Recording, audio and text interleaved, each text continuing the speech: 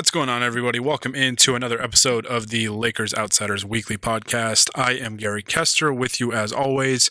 And for today's episode, I apologize for the delay on this episode. I had kind of a conflicting schedule with when I normally would record. It was just a crazy busy week for me and some technical difficulties, but got it figured out and we got the episode out later than normal, but it's better late than never, right? But today's episode is going to be essentially a mailbag podcast. I will be answering some questions that were submitted to me and some questions that I've been seeing kind of floating around this offseason about the Lakers. And, luckily with each one of these episodes, and I keep telling this to myself, for each one I record, we're a week closer to Lakers basketball. So it's coming up quick. Training camp is less than a month away. Preseason less than a month away.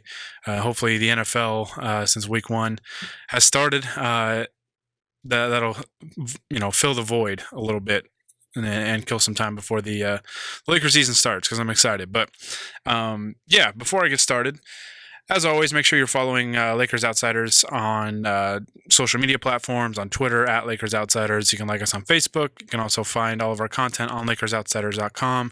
The podcast on any podcast platform, basically YouTube, iTunes, Podbean, Spotify. You can find everything there. And then make sure you're also tuned in to UCast Studios. Subscribe on YouTube. Make sure you like and comment on this video. As always, if you want your questions answered on these mailbag podcasts, which I'm going to try and do one of these a month since these are weekly episodes, so 4 episodes a month. I want one to be a mailbag episode every week. So if you drop your questions in a comment here on YouTube with UCast Studios, I will make sure that it gets answered probably on the next mailbag pod. So be sure to get those in. You can also send them to me on Twitter at Gary Kester. That's GaryKester, or at Lakers Outsiders as well. All right. So with that out of the way, let's go ahead and jump on in to these questions. It's just really a handful of questions today. So this episode, I don't think will be overly long, but let's go ahead and just get started. The first question, it was kind of a two-part question that I got asked about the center rotation for the Lakers, the center position, I guess I should say, with DeMarcus Cousins injured and out for probably the season. I'm not sure if he's going to stay on the roster with the legal issues and whatnot, but I was asked who should start at center between JaVale McGee and Dwight Howard or Anthony Davis, and what should the rotation look like? So I've talked about this a little bit. The center position's been kind of a hot topic with the Lakers needing to fill that void with DeMarcus Cousins, and they picked up Dwight Howard. But I think that JaVale McGee should still start. I think there's familiarity there with, obviously, him and LeBron played next to one another last year. So there's some familiarity with, what's going to be the Lakers' either best player or very close second best player in LeBron James. Plus, I think he's a solid fit, really. He's able to protect the rim with his length and his athleticism. And he can finish off plays that are going to be generated for him, around the basket, which, Dwight Howard has kind of a similar skill set, I think. But I like JaVale's fit next to Anthony Davis, and I think the familiarity from him being with some of the guys that are on this roster from last year's roster is a big plus for him. So I like JaVale to start, but as far as the rotation goes, I really think it's going to depend on the game. I think the Lakers can be flexible there and really allocate minutes based on play at that position. And I think, you're going to have some games where Dwight Howard plays more than JaVale McGee does and vice versa. I also think there are going to be some games where Anthony Davis, even though the Lakers don't want him to play at center, and I don't think he particularly enjoys playing at center, he's going to play some at center. I think LeBron's going to play some spot minutes at center if the Lakers go really small. It's not going to be very often. I think it'll be very, very rarely that the Lakers do that. But I think it's going to be a fairly even split, though. I think when you look at the averages, I think ideally the allocation will be pretty balanced between JaVale and Dwight. I think you want, in my mind, I keep coming back to this, but about 20 minutes apiece, I think, for them. Takes up 40 minutes. And then you can have Anthony Davis, I think, play about 8 minutes a night at center. I know the Lakers, like I said, are not really, they don't appear to be on board with that. But I think this team is probably going to be at its best with a closing lineup of LeBron at the 4 and with Davis at the 5. So I think that's kind of the direction that I would like to see this go, where Dwight and JaVale just kind of, they're a balanced 1-2 punch at that center position for the vast majority of the game. And then when it comes down to close a close game, the Anthony Davis is at center with LeBron at the 4. Probably Kuzma at the 3, Green at the 2, and then somebody else at the 1, which I'll talk about here in a little bit because that is one of the questions. So that's what I think the center rotation should look like. I think JaVale should start with Dwight off the bench. But as far as how many each plays in a certain game, it's going to depend on how they play. It's going to be based on performance. So we will just have to wait and see on that. Another question about minutes that I got. Who will play more minutes, Rajon Rondo or Alex Caruso? I really think it should be Caruso. I know there's a lot of people that really think Rondo is still kind of the player that he used to be, especially back in like 2010, 2011, 2012, when he was really, really good. He's just not that guy anymore. To me, he's kind of a liability defensively and offensively, kind of, even though he has the ability to create plays and he, can show off these really nice passes and he can pass the ball really well and create for other guys. The ball just kind of stops when it gets to him, and I don't trust him as a shooter. Caruso, we still don't really know yet if he's a shooter or not, but he's trending at least in the right direction, and his game just improved so much last year. So, and I think, he's a hard worker, and I think defensively he's much better than Rondo, and I just think he's a good fit out there with what the Lakers are going to have next to him. And I think Alex Caruso, I think he's a legitimate NBA player. So I think he should get more minutes than Rondo does this year. So, honestly, I might argue that Quinn Cook should get more minutes than Rondo because Quinn Cook is at least really good at one skill, and that's his shooting, which is going to be important. So we'll have to see. We'll have to see how Rondo plays, under Frank Vogel. But if he doesn't get better defensively, I just don't know how you can have him out there for heavy minutes. Because there's just too many times he just allows guys to go right by. He just loses sight of his man. He's kind of in no man's land, and it gets kind of frustrating to watch. It really does, because he's a really smart player.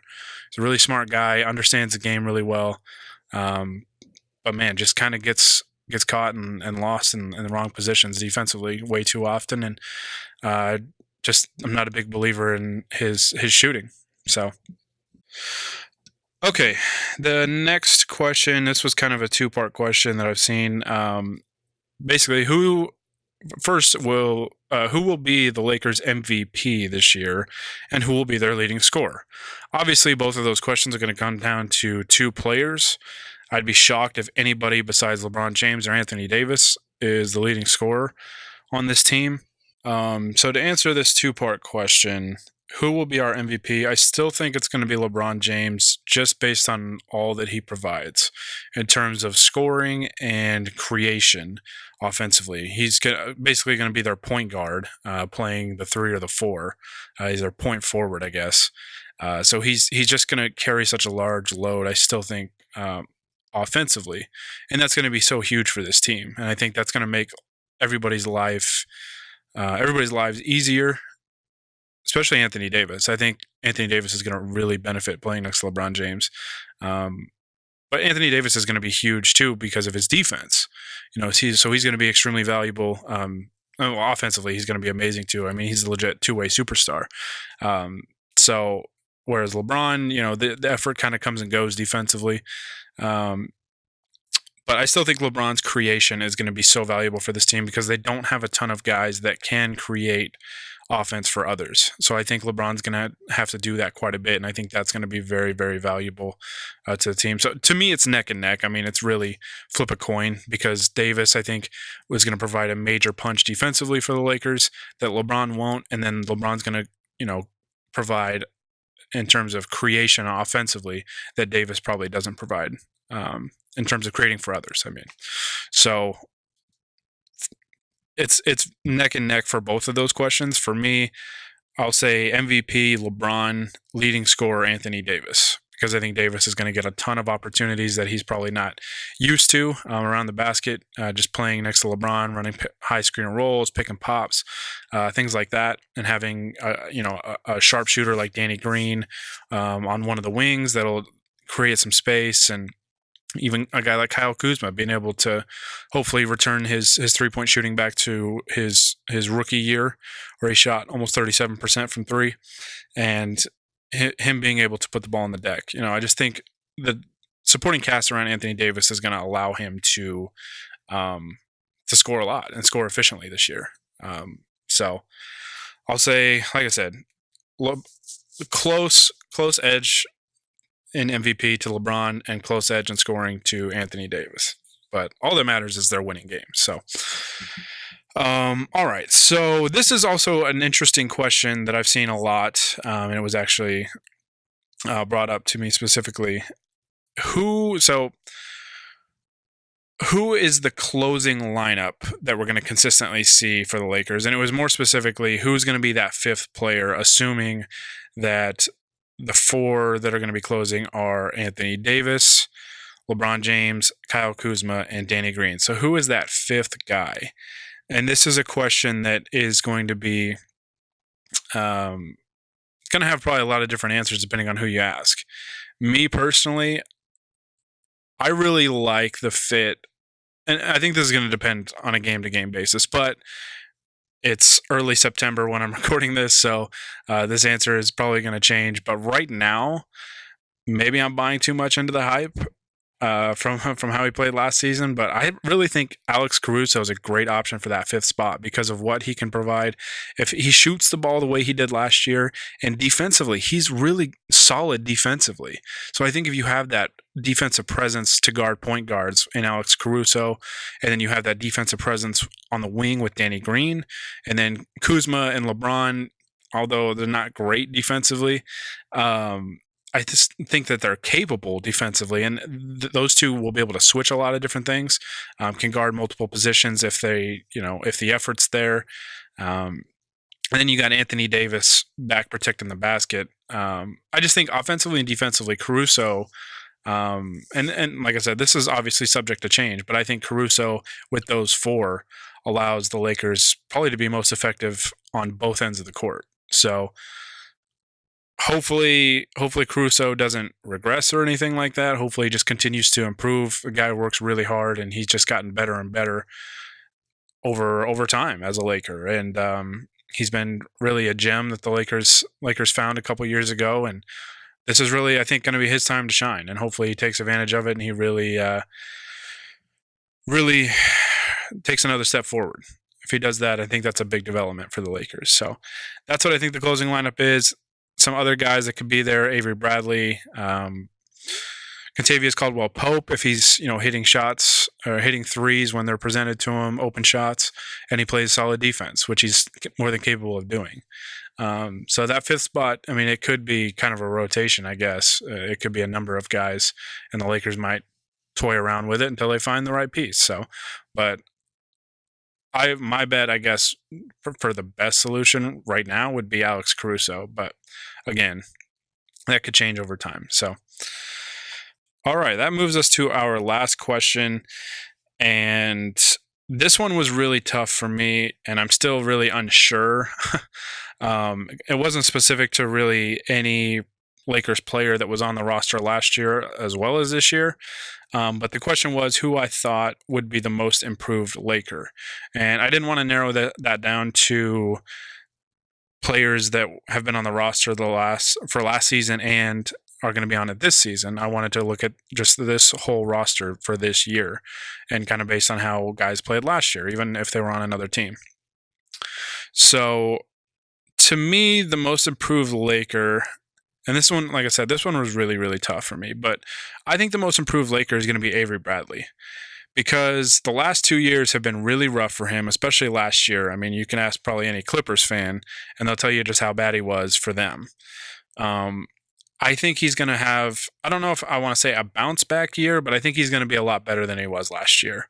I don't know exactly how effective he's going to be, but I think his role is one that's going to be perfect for him. Where, I mean, the thing that is different, I guess, than his role with the Clippers is they didn't have like a star player that they played off of. It was kind of a collective effort, right? And this year, the Lakers have two superstars that guys can play off of, and I think that's going to be very helpful for Avery Bradley. The last 2 years, he's dealt with a lot of injuries, and they're injuries that could affect his lateral quickness and his mobility. He's reportedly lost, I think they said about 40 pounds. So he's going to be lighter on his feet. He's still kind of at that age where I don't think he should be declining. He hasn't quite hit 30 yet.